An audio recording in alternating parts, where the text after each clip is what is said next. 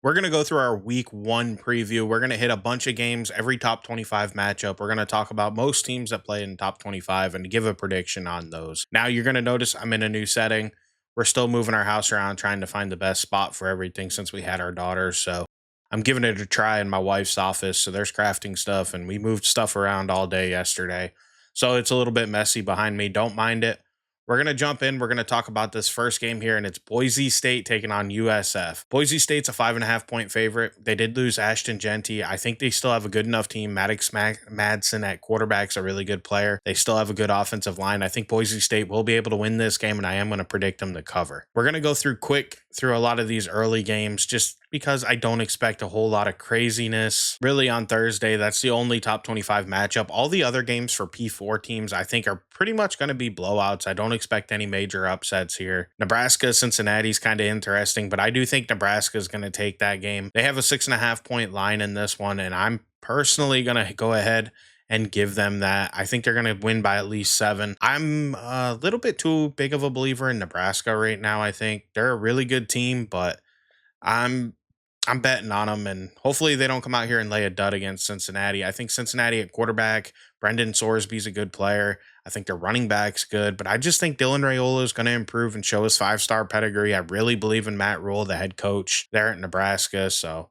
we'll have to see if I'm right or if I'm wrong, but I'm truly going to go with Nebraska and keep betting on these guys. I think a very interesting game that's going to happen on Friday is Auburn traveling to Waco, Texas to take on the Baylor Bears at 8 p.m. on Fox. This game is an Auburn favored by 2.5-point line. I really don't know that I like Auburn in this game. I labeled it a toss-up. I don't know how I feel about Jackson Arnold at quarterback. He was a little up and down, or I mean really up and down last year at Oklahoma, if we're just being fully honest. And I do think that he's going to have to show a lot of improvements. Hugh Freeze has always been a really good play caller, but things just haven't worked out at Auburn the way you would hope since they hired him. But it could be a little bit of a slow build. It takes time. They have a lot of talent on this team. Keldrick Falk on the defensive line's a really good edge rusher. He'll be able to get after Sawyer Robertson, Baylor's quarterback. They did lose one half of their 1-2 punch at running back, the Baylor Bears, that is, and Dalton Pendergrass going down, but they still have Washington. He's a really good back. I think this is going to be a tough, very close game.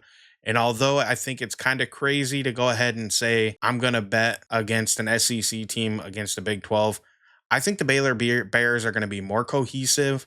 And I'm going to go ahead and give Baylor the upset victory here in this game. And they're going to win by like 3. It's going to be close. But I just think Sawyer Robertson and everybody having been there, I'm going to give them the edge, even though I think Auburn has the better talent right now. Georgia Tech's traveling to Colorado to take on the Buffaloes. This is going to be an interesting matchup. I think Georgia Tech's going to be one of the better teams in the ACC. I think Colorado has a lot to prove. They lost most of their top talent. They're basically replacing their entire receiving core. Of course, at quarterback, they finally announced Caden Salter is officially the starter for this game. On defense, man, they got a DJ McKinney, who's still a good player, but I tell you what, they're really going to go out there and they're going to miss having Travis Hunter. They're going to miss having Shador. They're going to miss Jimmy Horn. They're going to miss dang it, I can't think of his name. Went to the Ravens. I liked him too, but he went to the Ravens.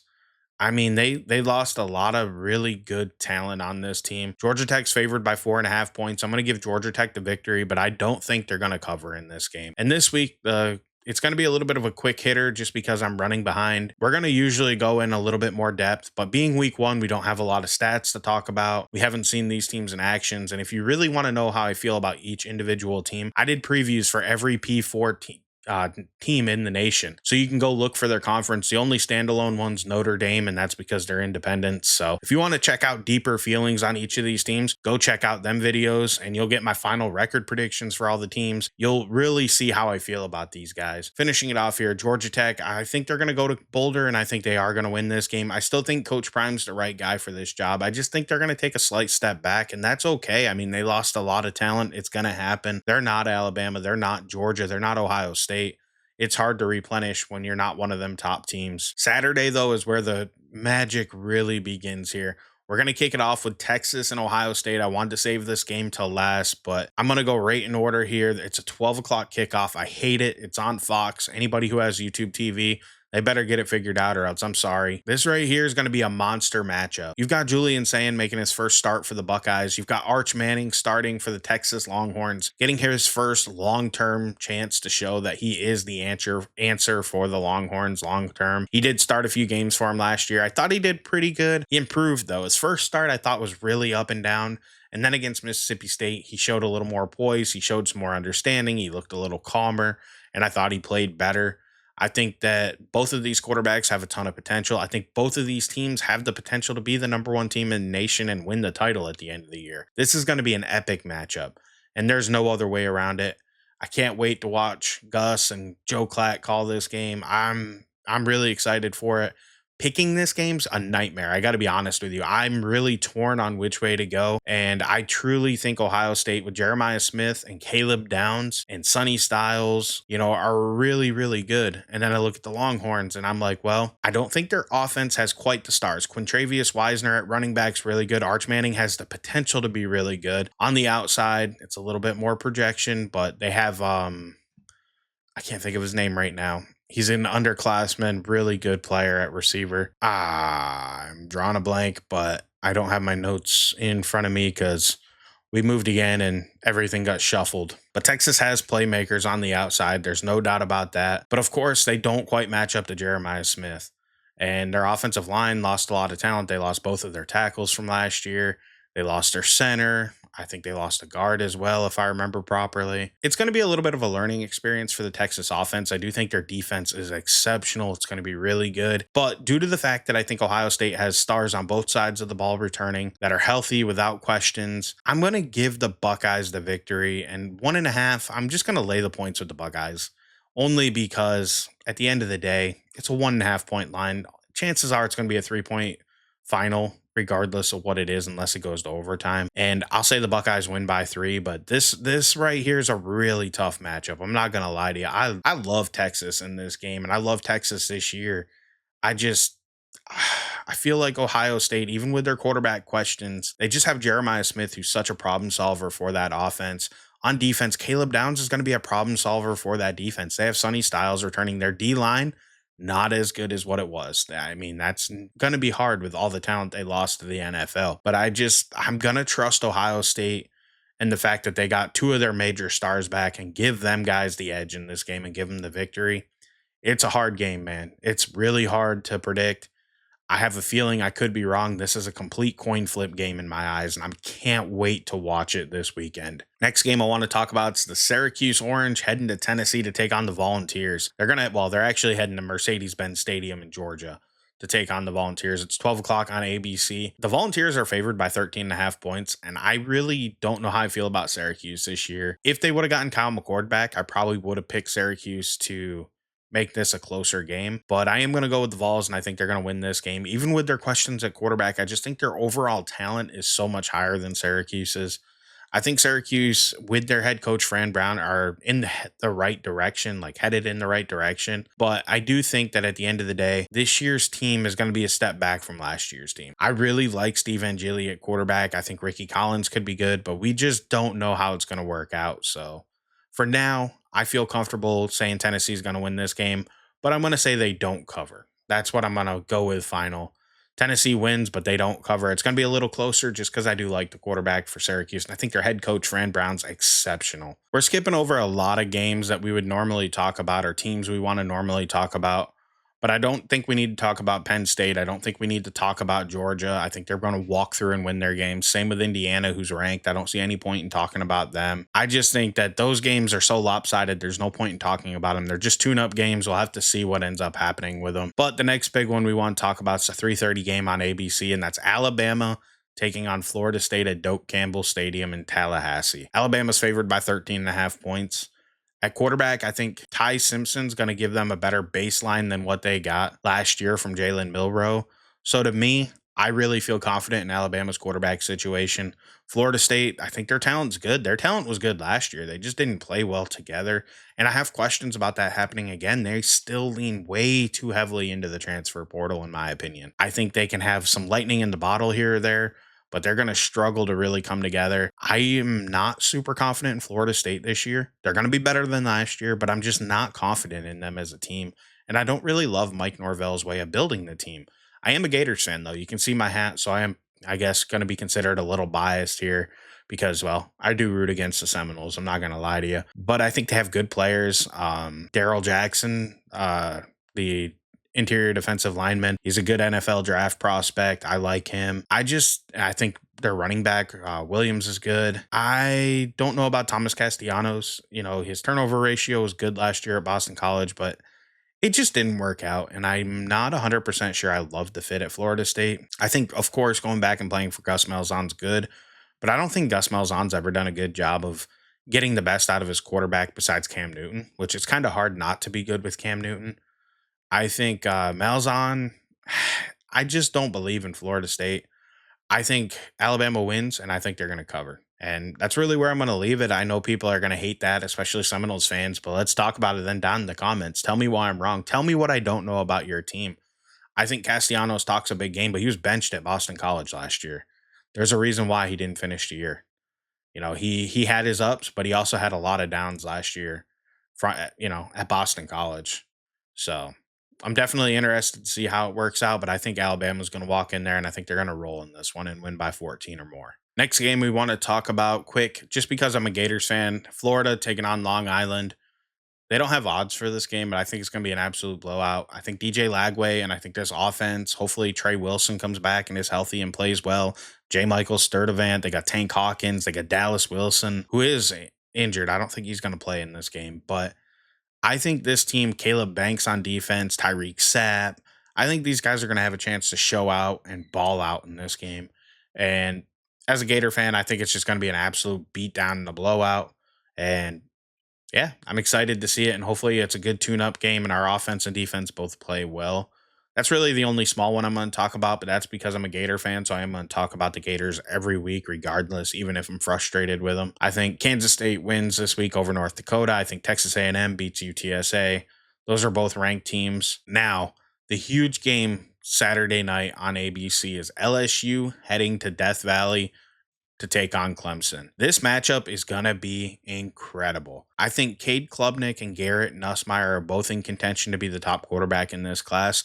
Personally, I'm a little lower on both of them than I think draft consensus is, but that's just my personal opinion. I see size limitations with both that I don't love. I don't think they both have lead arms, which is kind of going to limit them a little bit. Either way, don't want to talk bad about them. I think they're fantastic quarterbacks.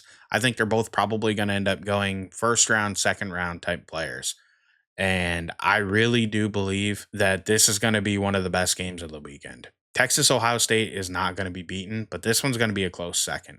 And this is a matchup that you could potentially see happen in the playoffs if Nussmeier gets his turnovers under control. I firmly believe Clemson is going to make the playoffs. I think they're an easy choice to win the ACC. I think they're a clear favorite to win the ACC. They have so many talented players. Their front seven is nasty. They have Avion Terrell on the back end of their defense. Their offense has weapons all over the place.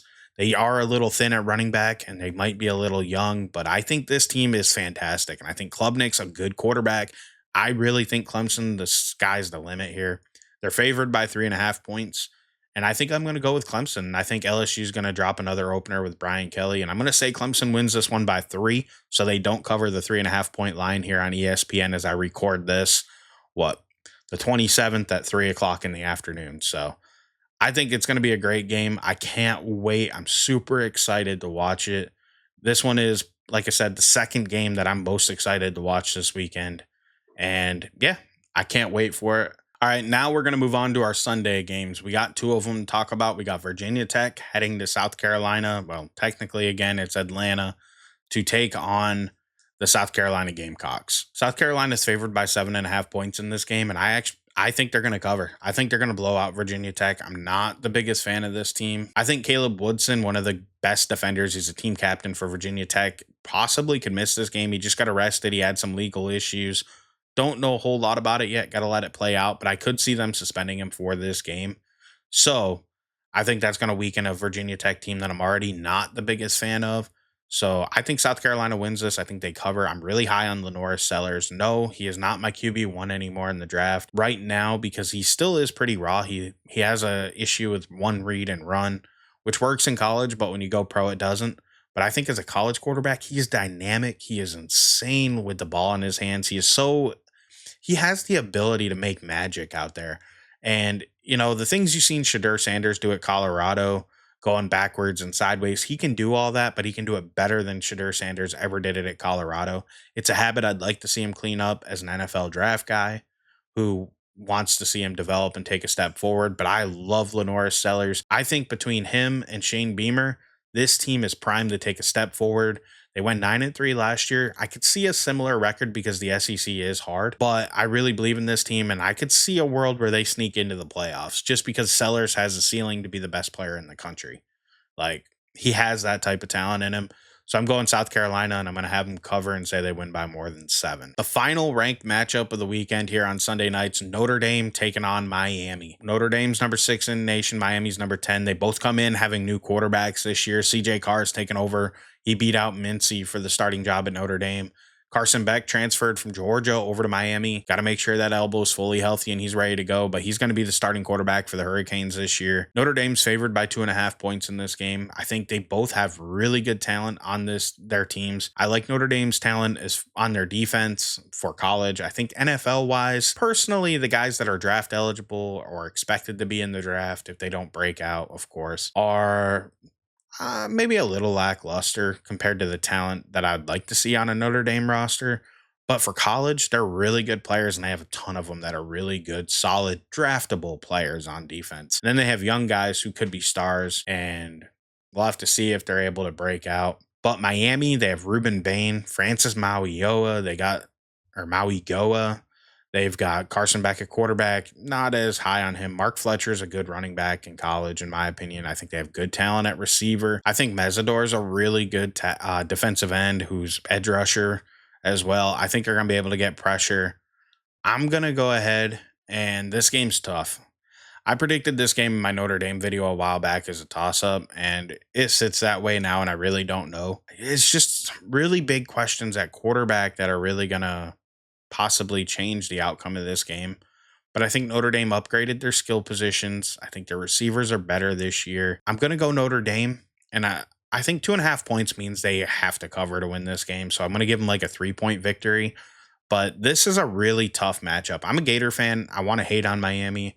I want to hate on Carson Beck, but the reality is he's not going to be as good as Cam Ward as far as out of structure, making plays out of nothing. He needs, in my opinion, his defense to play better than Cam Ward's did last year to stay competitive, because he's a good pocket guy, but he's just not creative. And I don't think he'll be able to make up the deficits Cam Ward did. And to me, that's the difference. I don't know about Notre Dame, but I like their playmakers. I'm going to go Notre Dame in this one. Great matchup. Now, the final one on Monday night is going to be TCU heading to North Carolina to take on the Tar Heels. It's Bill Belichick's first game in Carolina. I'm excited for this game. TCU is favored by 3.5 points, and I think that's totally fair coming in here. Josh Hoover is a good quarterback. They have talent on both sides of the ball. North Carolina, they're just very unknown. They have the greatest NFL head coach of all time, but how's that going to translate to college? How is everything going to go there? Like, is his message going to be well received? Are these kids going to be able to handle what he always did in the NFL? I think their quarterback, Gio Lopez, is very interesting. He was very good at South Alabama last year, but guys, I want to pick North Carolina because I am a Patriots fan. I mean, might be able to see the tin over here. I got a tin that was in my background quickly when I was in a different room while we were trying to figure this whole office setup out. And in time, I'll finally get this room together, but I can't miss week 1 and not predict games. So we had to get this video recorded for you. But I want to root for him and I want to pick him. I just don't know how their talent is, and I don't know how they're going to respond. So I think the smart thing to do is to pick TCU. It's just the unknown of North Carolina that scares me. And I think Belichick, fantastic coach. I think if these kids play like how he got New England to play back in the day, and he was able to pick guys to fit his scheme just right, and they bought in, I think North Carolina could be fantastic this year. Their schedule's easy, but I'm going to give TCU the victory, and I'm going to say they win by 3 and they don't cover. Sonny Dykes, good coach, but let's face it, I don't think he's Bill Belichick, So we'll say it's close. I'm going to give TCU the win, even though I don't fully think I agree with that. But That's it, man. That's all the big games I wanted to predict this weekend. Next week, hopefully, I have a little more time with the office set up and we get this done. I'm able to make some more graphics for y'all. This one might be a little bit more of me talking. I might throw in a couple things here or there in the background or maybe pop it on a graphic. But in the future, I'm hoping to be able to clean it up and make it look a little better. But that's it for this one. If you guys got any predictions, leave them in the comments down below. I want to hear what you guys think. If you think I'm wrong, tell me what games you think I'm wrong about and tell me why. I'd love to hear it and I'd love to discuss it. But I'm excited. I'm sure you're excited for the games to kick off this weekend. We finally got college football back last week. This week, though, it really kicks off. We get the whole day of big games. I'm excited. I can't wait. And I hope you guys are too. Tune back in like Monday or so. We'll be out with a recap, probably Monday or Tuesday this week. We're also going to have an NFL prediction if you like NFL's drop this week or next. And I'm going to have my first mock draft drop as well prior to the NFL season kicking off. We got a lot of content coming for y'all. So if you love college, you love NFL, this is the place to find it. I want to thank you for watching. Have a great day. I'll catch you in the next one. I'm out.